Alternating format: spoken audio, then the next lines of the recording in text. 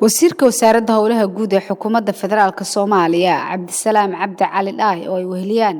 wasiirka wasaaradda howlaha guud ee Jubbaland gudoomiyaha degmada Kismaayo ahna duqa magaalada xildhibaano ka socda dowladda federaalka Soomaaliya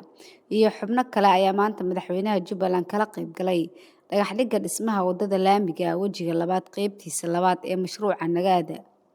wadada maanta la dhagax dhigay dhererkeedu waxa uu dhan yahay 4.5 kiiloomitir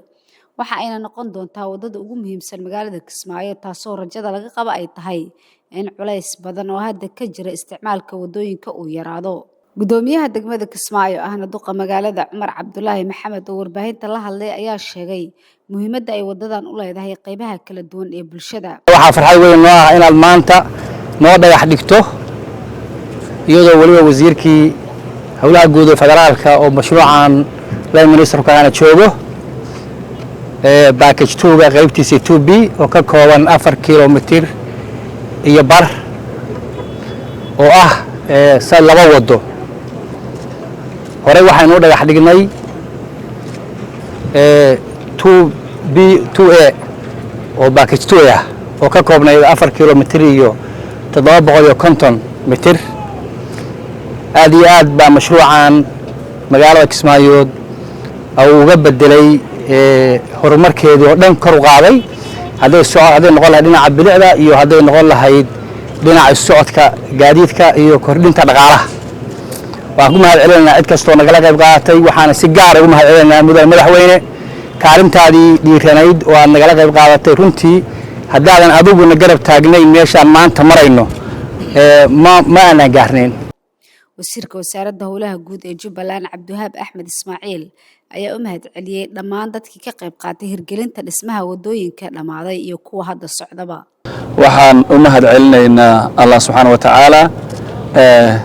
kasoo madaxweyne Axmed Maxamed Islaam oo hormuud noogu ahaa mashruucan qaybtii saddexaad maanta aan dhagax dhigayno bilowgiisii maanta aniga iyo ilaa xalay waftiga wasiirku uu hogaaminayo waxaan kormeer ku mareynay wadooyinkii hore oo dhamaaday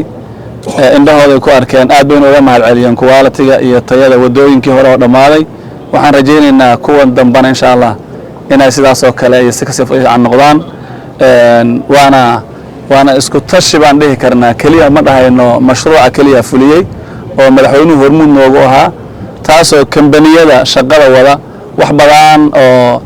caqabad ku noqon lahaa ama shaqooyinka iyo budgetka ay ku qaateen aan dabooleen ay dawladdu oo madaxweynuhu hormuud yahay ay ka qayb qaateen oo ayaga laftooda ay ka maqraati kici doonaan insha Allah marka waxaan leenahay madaxweyne mashruucani qaybtiisa hore wuu guuleystay inta dhiman insha Allah waxaan rajaynaynaa inuu sidaas si lamida noogu dhamaado hadii Ilaahay yiraahdo ugu dambeyn wasiirka wasaaradda howlaha guud ee xukuumadda federaalka Soomaaliya Cabdisalaam Cabdi Cali Dhaay ayaa sheegay in deegaanada Jubbaland ay ka hirgelin doonaan mashaariic muhiim ah intii aan Kismaayo joognay waxa daliil noo ah wadooyinkii hore loo soo dhisay iyo horumarkii laga gaaray mashruucan inuu yahay wax la taaban karo oo ummaddu u muuqato ilaa xalay waxaan maraynaa wadooyin badan oo mashruuca qaybtiisii hore qayb ka ahaa aad iyo aad baan ugu faraxsanahay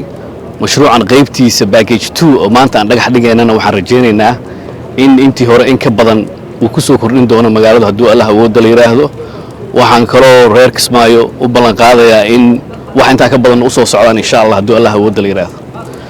tan kale magaalada Kismaayo iyo hoggaanka madaxweyne Axmed Maxamed Islaam iyo maayarka iyo dhammaan dadka reer Kismaayo waxaan uga mahad celinaynaa in mashruuca